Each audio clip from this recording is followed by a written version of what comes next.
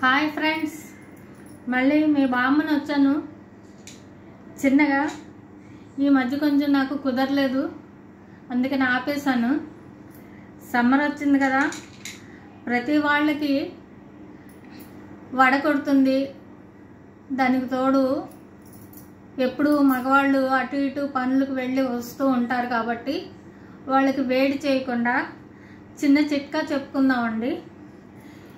ఇదిగోనండి, ఇది కటోరా గోధుమ అంటారు దీన్ని.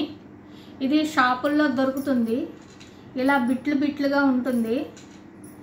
దీన్ని మనం ఒక ముక్క రోజు రాత్రిపూట కడిగేసి శుభ్రంగా వాటర్లో నానబెట్టుకోవాలి.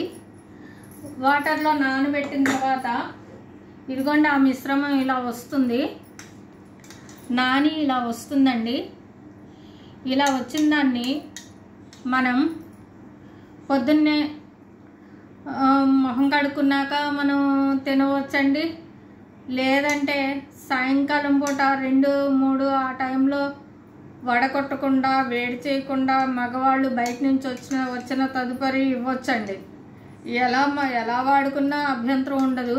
ఏ టైంలో వాడినా దీనికి ఏమీ అభ్యంతరం లేదండి.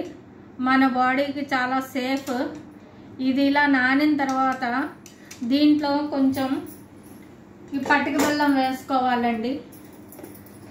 పటిక బెల్లం వేసుకొని మనం తీసుకోవచ్చండి. 1 స్పూను 2 స్పూన్స్ వేసుకుంటే సరిపోతుందండి. ఇలా వేసుకొని మనం 2 రోజులకు ఒకసారి వాడినా అభ్యంతరం లేదండి, రోజు వాడుకున్నా అభ్యంతరం లేదండి.